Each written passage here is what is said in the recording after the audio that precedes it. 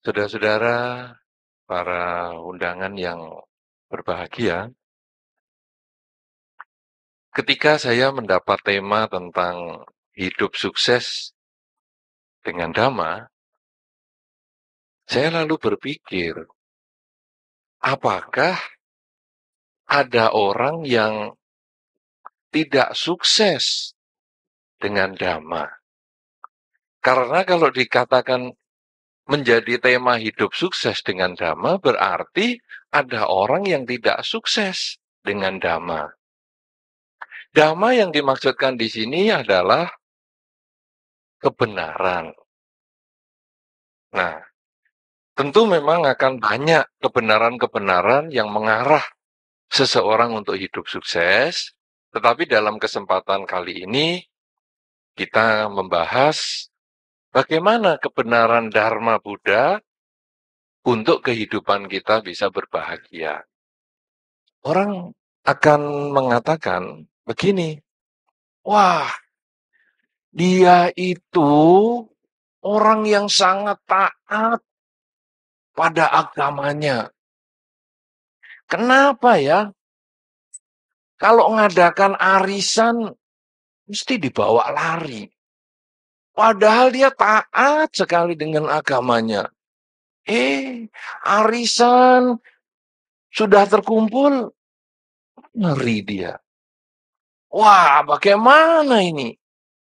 Lalu, ia mengatakan, ya memang, membawa lari pasangan hidup, membawa lari duit, membawa lari arisan, membawa lari apa saja, itu bagian pekerjaan saya. Lah kan kamu tekun, beribadah, beragama. Itu agama saya. Loh kan kamu mestinya tekun, beragama, perilaku juga baik. Agama, urusan saya dengan yang di sana. Masalah nyikat duit, urusan saya dengan yang lain. Bisa dibedakan. Wah, kalau caranya begini, bagaimana bisa hidup sukses dengan Dharma? Tentu sukses bukan datang dari langit. Ketika kita kepingin sukses, kemudian kita hanya sembahyang. Wah, saya kepingin sukses, kepingin sukses, kepingin sukses, sukses, sukses, sukses, sukses. Blak. Langsung kepala kita berat, kejatuhan sukses. Kalau demikian, saudara, kesuksesan ini perlu diperjuangkan. Kesuksesan ini perlu kita olah dan kita harus dapatkan. Tidak hanya kita dengan modal sembahyang saja. Tidak hanya dengan modal taat beribadah saja. Beberapa orang mengatakan, Bante, saya sudah sembahyang ngabisin dupa sekian banyak. Kok saya enggak sukses-sukses? Ini kan saya sudah berjuang. Ya, kamu mau kerja, sembayangnya yang banyak, dupanya banyak dipakai, wacanya juga, waduh, dari pagi sampai malam, kapan sempat kerjanya? Nah, kalau begitu, sukses itu apa? Kita harus berjuang dan kita harus mencapainya. Perjuangan sejauh mana kesuksesan itu? Ada satu cerita, saudara. Ada seseorang pengusaha yang bertemu dengan seorang guru. Kemudian pengusaha ini bertanya kepada guru tersebut, Guru, saya sembahyang sudah, saya kerja sudah, saya berbuat baik, ya sudah. Tapi kok nggak sukses-sukses? Apa ini yang menjadi sebab? Kemudian sang guru mengatakan begini, ayo kamu ikut saya. Kemudian guru ini mengajak si pedagang yang kepingin kaya dan berhasil di dalam pekerjaan, karena sukses bukan tentu hanya dalam ekonomi saja. Sukses yang dimaksudkan di sini bisa di bidang ekonomi, sukses di dalam rumah tangga, sukses di dalam kehidupan bermasyarakat, sukses di dalam menempuh pendidikan.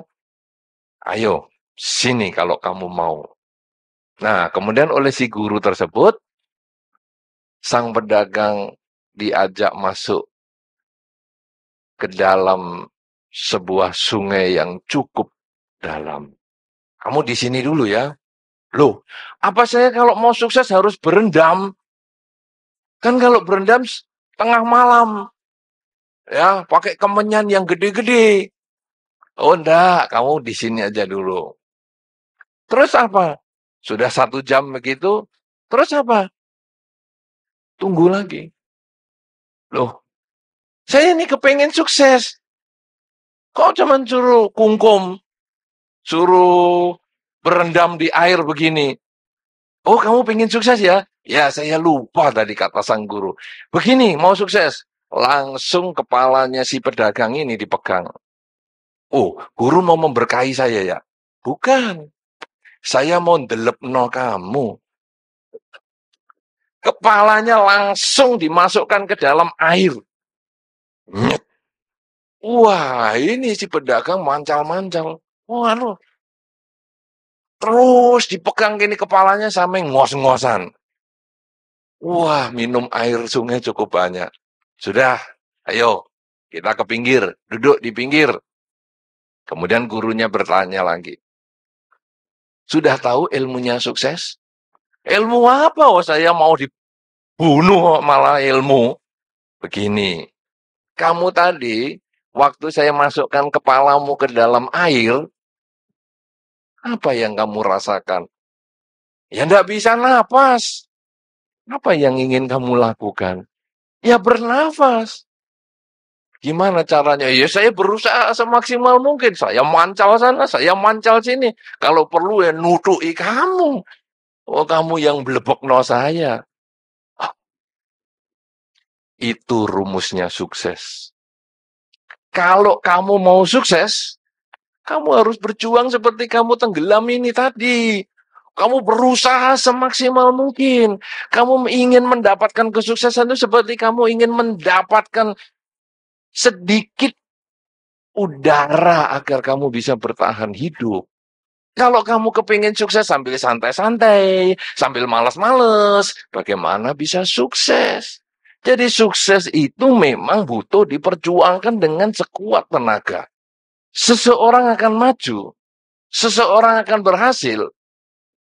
Nomor satu, carilah lingkungan yang tepat. Jadi kalau kita seorang pelajar, carilah lingkungan yang satu level pencapaiannya daripada kita. Misalnya kita rata-rata IP kita misalnya 2,5. Cari lingkungan teman-teman kita yang IP-nya 3. Atau yang IP-nya 3,5. Atau yang IP-nya 4.